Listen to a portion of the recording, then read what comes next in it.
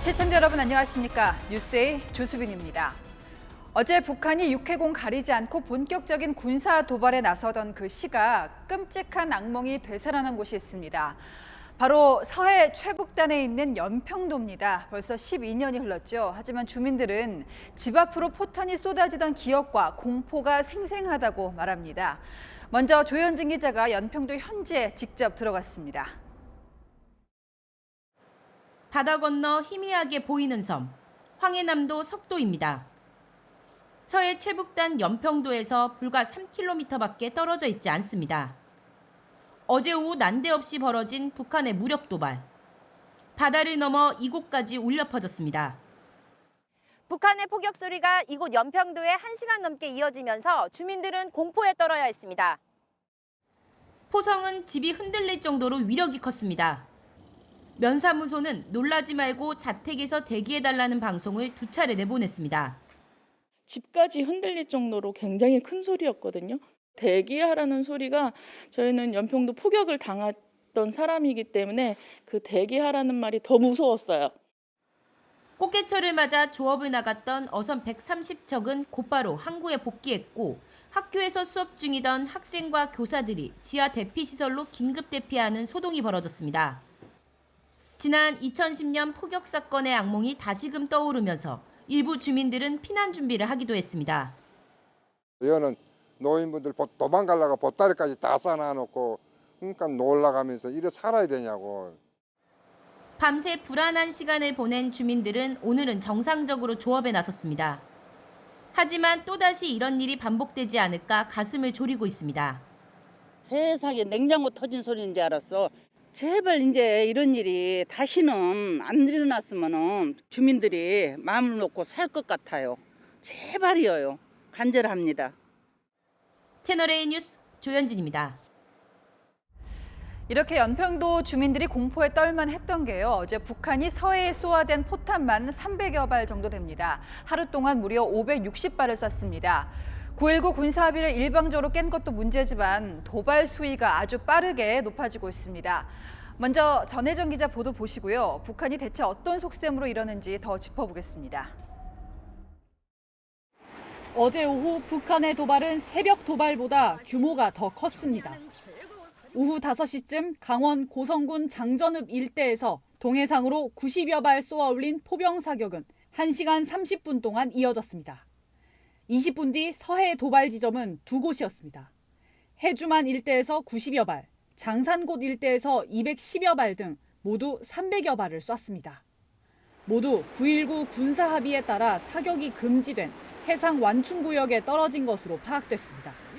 심야부터 새벽, 그리고 저녁까지 이어진 무력 도발은 모두 6차례. 하루 동안 560발이 넘는 포탄이 조용했던 동서해를 뒤흔들었습니다. 북한은 이번 포사격에 대해서도 철원 지역 군사훈련에 대한 경고사격이라며 책임을 우리 측에 돌렸습니다. 9.19 군사합의를 지키기 위해 군사분계선에서 5km 훨씬 넘게 떨어진 곳에서 남쪽을 향해 실시한 주한미군의 사격훈련을 트집 잡은 겁니다. 전문가들은 북한이 도발 횟수나 수위를 더 높여 긴장 상태를 이어갈 것이라고 전망합니다. 다방면에서의 다양한 도발의 가능성을 보여주려고 할 겁니다. 지금까지 미사일 시험 발사했는데 국사회가 자기들이 생각했던 것처럼 흔들리지 않거든요. 연례적으로 실시하는 우리 군의 호국 훈련이 모레부터 예정돼 북한이 추가 도발에 나설 가능성도 제기됩니다. 채널A 뉴스 전혜정입니다. 유사시 북한 핵미사일을 선제 타격한다. 또 북한이 쏜 미사일을 요격한다. 마지막으로 응징 보복한다. 이렇게 3개의 축이 우리 한반도를 지키는 체계인데 정부 여당이 이 3축 체계를 보완하겠다고 나섰습니다. 북한이 우리 미사일 방어 체계를 흔들겠다는 속셈으로 도발을 쏟아내는 만큼 이제까지의 시스템만으로는 불안하다는 겁니다. 김호영 기자입니다. 국민의힘 북핵위기 대응 TF가 다음 주 월요일 출범합니다. 한반도 비핵화 공동선언은 이미 사문화됐고 휴지 조각이 됐습니다. 이런 엄중한 안보 현실을 감안해서 당내에 북핵 위기에 대응하는 TF 구성을 검토할 계획입니다.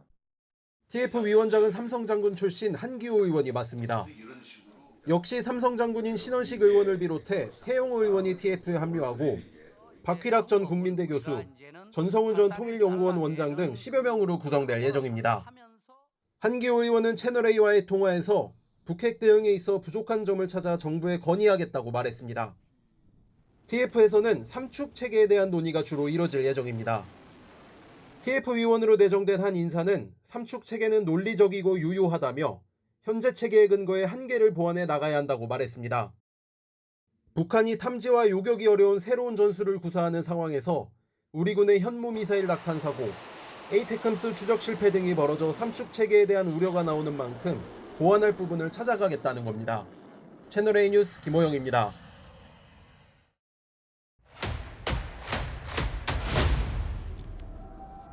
네, 아는 기자 아자 시작하겠습니다. 국방부를 취재하는 김성규 기자가 나왔습니다. 자, 김 기자, 앞서 주민들 이야기를 좀 들어봤는데 벌써 2010년 연평도 포격 같은 좀 최악의 상황이 재현되지 않을까 걱정이 되긴 합니다. 군사 전문가들 설명을 들어보면 네. 그럴 가능성은 높지 않다는 관측이 지배적입니다. 다만 마치 평행 이론처럼 당시 상황과 겹치는 부분이 있어서 좀 우려가 됩니다. 12년 전 연평도 포격 직전 북한은 우리 군이 실시한 호국 훈련에 대해 실질적인 침략 행위라고 강력 비난했는데요. 네. 모레부터 28일까지 호국 훈련이 예정돼 있다는 점입니다. 우리 군을 취재했더니 12년 전 훈련은 호국 훈련이 아니었고 일상적 사격 훈련이었습니다. 네. 북한이 트집 잡을 훈련을 찾아 포격 도발을 한 셈입니다. 당시에도 북한은 남측이 먼저 영해에 포사격을 했다고 책임을 떠넘겼습니다. 자, 그래도 이제 북한 도발이 갈수록 예측이 좀 힘들어지지 않습니까? 우리 국민들 피해가 있을까 걱정되는데 어떤 우발적인 충돌 우려가 없을까요? 국민들 피해까지 발생한다면 국지전이 발발할 수 있고 후폭풍이 크다는 것을 북한도 알고 있습니다. 예. 그래서 직접적인 대민 피해가 발생할 정도의 도발은 자제해야 돼 이번에 해상 완충구역을 넘었으니 다음에는 NLL, 북방 한계선 구역의 포사격 도발이 우려됩니다. 전문가 설명입니다. 워낙 후폭풍이 세니까, 그러니까 NLL 이남수역으로 우발적인 예를 들어서 방사포랄지 해안포를 쏘는데 그것이 NLL 이남수역으로 떨어지는. 근데 이제 북한에서는 그렇게 이야기하겠죠. 우리가 의도하지 않은 거다라고 이야기할 수 있겠죠, 나중에. 네, 이런 형태는 어떻습니까? 미사일이나 포사격 말고요. 허를 찌르는 다른 형태의 도발, 그 가능성도 짚어봐야 될 텐데요. 북한은 미니 SLBM을 저수지에서 발사했다고 주장해 깜짝 놀라게 했는데요. 향후 ICBM이나 극초음속 미사일 발사 실험 가능성은 여전하고 이미 특별 감시선을 넘어 비행 금지 구역에 근접해 위협 비행을 한 만큼 남측으로 더 내려올 수 있습니다. 갑자기 완충지대 인근으로 전차를 동원한 기계화 부대가 이동하거나 대규모 상륙작전 훈련을 할 수도 있습니다. 또 9.19 합의에 따라 비워둔 비무장지대 감시초소, GP를 재가동하거나 해안포에 덮어둔 덮개 제거, 포문 다시 열기도 생각해 볼 수 있습니다. 북한이 최근 들어 이제 도발 빈도를 높여가고 있습니다. 북한이 지금 노리고 있는 속셈은 뭘까요? 어제와 오늘 북한이 발표한 발표문을 보면 짐작할 수 있는 부분이 있습니다. 인민군 총참모부 대변인의 두 발표문 모두 우리 측 군대가 전선 지역에서 군사적 긴장을 유발시키고 있다고 주장했는데 남한이 도발해서 대응했다는 논리입니다. 국내에선 9.19 군사합의 파기 주장까지 나오지만 북한은 아예 언급하지 않고 있습니다. 우리가 도발을 참지 못하고 9.19 합의 파기를 선언하면 그때 책임을 덮어 씌우면서 핵실험 무장을 정당화하려는 속내로 보입니다. 그러니까 우리가 먼저 파기하기를 바라고 그래서 핵에 대한 명분을 쌓겠다 이런 분석인데 지금 7차 핵실험 이게 가장 우려되거든요. 이게 현실이 될 가능성이 있습니까? 핵실험을 한다는 그 전제하에 말씀드리면 김정은 위원장이 핵 버튼을 누르는 시기로 유력하게 꼽히는 날들이 있습니다. 내일 개막하는 중국 당대회가 끝난 뒤부터 미국 중간선거가 열리는 다음 달 8일 사이가 주목됩니다.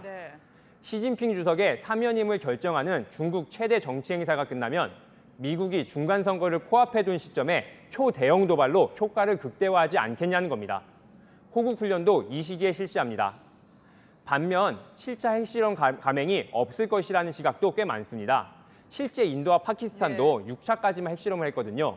기술이 더 발달해서 컴퓨터 시뮬레이션만으로도 충분한데 엄청난 후폭풍을 감내하면서 기술적으로 꼭 필요하지 않은 7차 핵실험을 감행하지 않을 수도 있다는 겁니다. 네, 아는 기자 김성규 기자였습니다. 이렇게 북한이 도발을 이어가는 와중에 시계를 2020년 9월 22일로 돌려보겠습니다. 우리 공무원이 서해상에서 북한군 총격에 피살됐던 바로 그날이죠. 이날 문재인 전 대통령이 첫 보고를 받은 시각은 저녁 6시 36분입니다. 북한이 실종된 이대준 씨를 발견했다는 내용이었는데요. 자, 이로부터 3시간 뒤에 이 씨가 사망하게 됩니다. 이 3시간 동안 대한민국 정부는 무엇을 했는가가 핵심 의혹입니다. 감사원 고발에 이어서 검찰 수사로 밝혀낼 수 있을지 박건영 기자가 짚어봅니다. 해수부 공무원 이대준 씨가 서해상에서 실종됐다는 신고가 해경에 접수된 건 2020년 9월 21일. 다음 날 저녁 6시 36분, 문재인 당시 대통령은 서훈 국가안보실장에게 북한 측이 이 씨를 발견했다는 서면 보고를 받았습니다.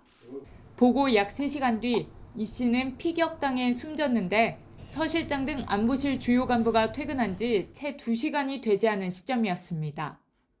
감사원은 3시간 동안 문 전 대통령의 행적을 밝히려 서면 조사를 하려 했지만 거부당했습니다. 서욱 당시 국방부 장관은 이날 대통령에게 받은 직접 지시는 없었다고 했습니다. 공무원이 살아있을 때인데 6시 36분에는 그때는 아무런 지시를 안 했습니까? 제가 직접 지시받은 바는 없는데. 북한은 당시 코로나19 유입 차단을 이유로 국경 침범자를 사살하겠다고 예고했던 상태. 이런 상황을 아는 안보실 주요 간부들이 퇴근한 걸 두고 북측에 연락하는 등 구조 조치에 적극 나서지 않았다는 의혹이 제기된 겁니다. 감사원 자료에는 국방부가 북한군이 이 씨 시신을 불태우는 만행을 저질렀다고 발표한 데 대해 문 대통령이 너무 단정적이었다고 언급했다는 내용도 있습니다.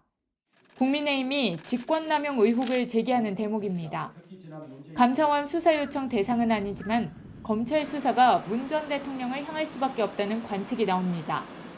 채널A 뉴스 박건영입니다. 네, 더불어민주당은 중간 조사 결과에 반발하면서 이른바 감사완박, 감사원 내부 통제를 강화하는 법을 또 내겠다고 합니다. 자, 이쯤 되면 기억나실 겁니다. 여당 시절 검찰 피의 사실 공표를 막겠다며 검수완박을 밀어붙였죠. 마찬가지 논리로 감사원도 중간 결과를 마음대로 발표 못하게 하겠다는 겁니다. 우현기 기자입니다.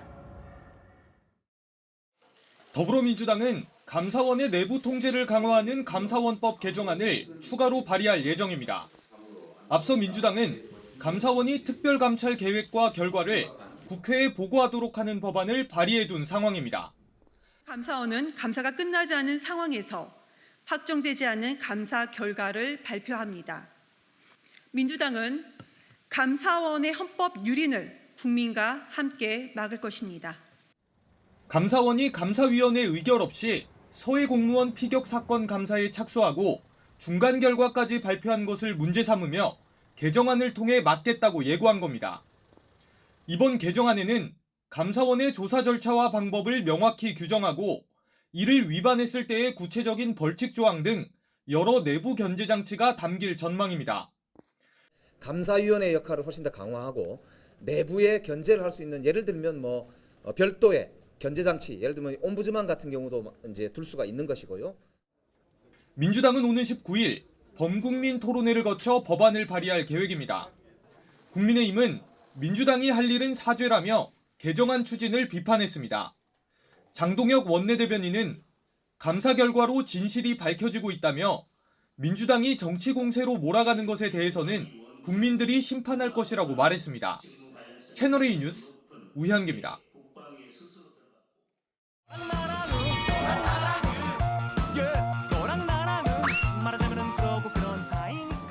네, 여랑야랑 정치부 김철중 기자와 함께하겠습니다. 첫 번째 주제는요. 자, 무슨 간별사 다들 아실 겁니다. 종북 간별사인데요. 김문수 경사노위 위원장 발언이 논란이었는데 다른 국감장에서도 이게 소환이 됐다고요? 네, 어제 정무위 국감에서도 김문수 위원장이 언급됐습니다. 민주당 황운하 의원의 질의였습니다. 사장님, 그 김문수 경사노위 위원장하고 좀 개인적인 친분 있으세요? 김문수 경사노위 위원장. 잘 모르세요? 아니, 저거 뭐 특별한 관계는 없습니다.